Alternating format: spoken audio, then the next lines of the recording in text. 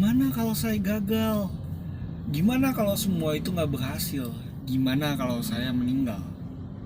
Kalian pernah nggak ngalamin rasa cemas? Saya rasa hampir semua orang pasti pernah ngalamin rasa cemas ya.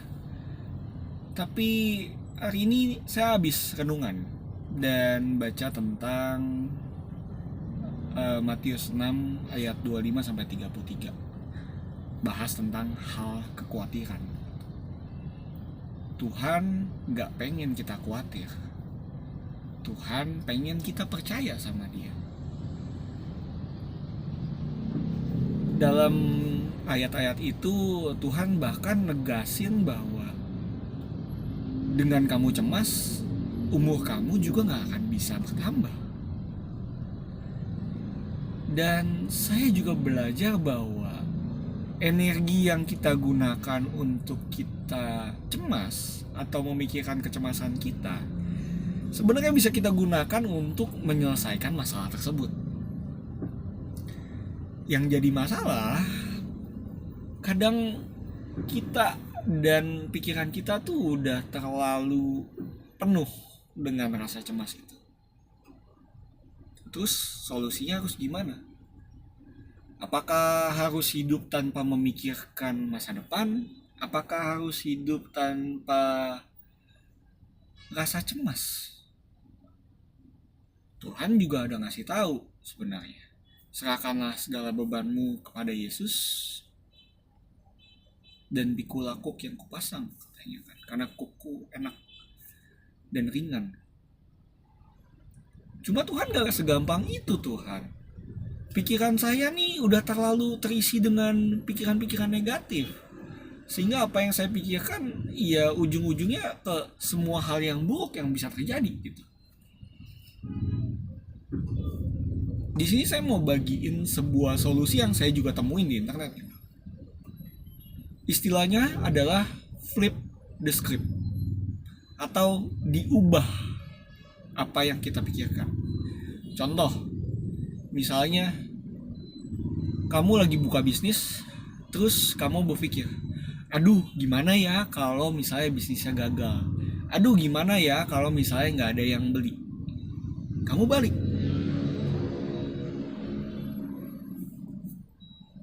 kalau misalnya saya udah kasih yang terbaik, otomatis pasti benih yang saya tabur itu, hal-hal yang udah saya lakukan dengan sebaik mungkin itu pasti akan menghasilkan sesuatu. Dan pastinya saya bisa merasakan manfaat dari bisnis saya tersebut. Gimana kalau nggak ada yang beli? Gimana kalau yang belinya kebanyakan? Apakah saya udah siap? Makanya kita harus punya ekspektasi yang benar. Kita harus punya harapan yang benar. Kita harus sadar kalau Tuhan itu selalu merancangkan yang baik buat kita. Yeremia 29 ayat 11 mengatakan, rancangan Tuhan adalah rancangan damai sejahtera.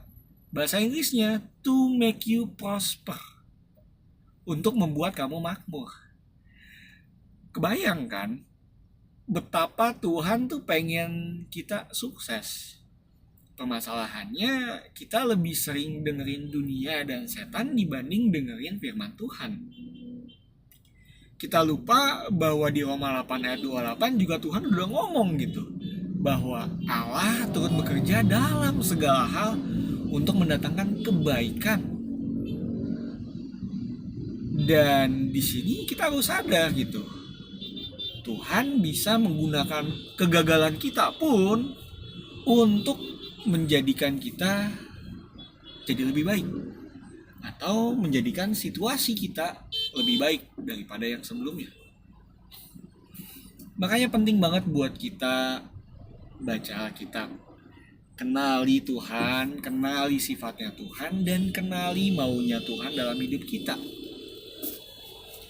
Karena tanpa kita mengenal pencipta kita, kita gak akan tahu apa sih tujuan kita di dunia ini.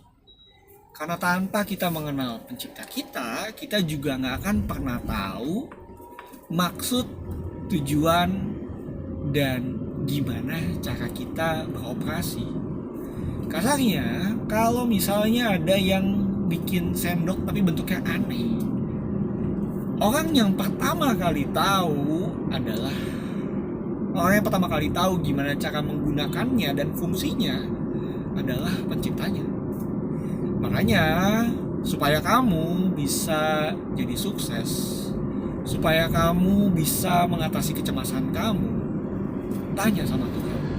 Tuhan, buat apa sih saya ada di dunia ini? Siapa yang harus saya layani? Bakat apa yang Tuhan titipin sama saya?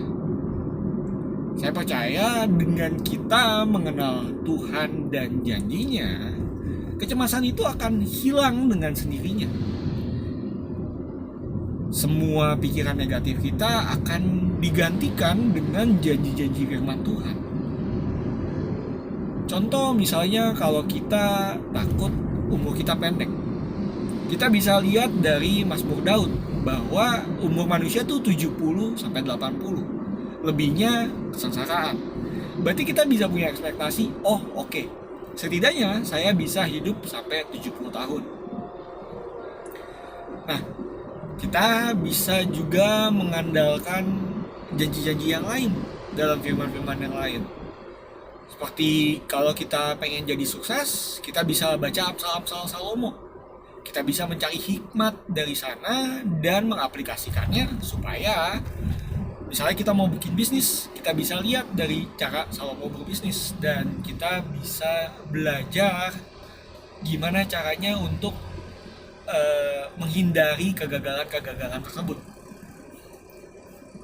Dari Alkitab, kita juga bisa belajar gimana caranya hidup. Hubungan antara suami istri, hubungan antara orang tua dan anak, hubungan kerja, semuanya ada tertulis di Alkitab.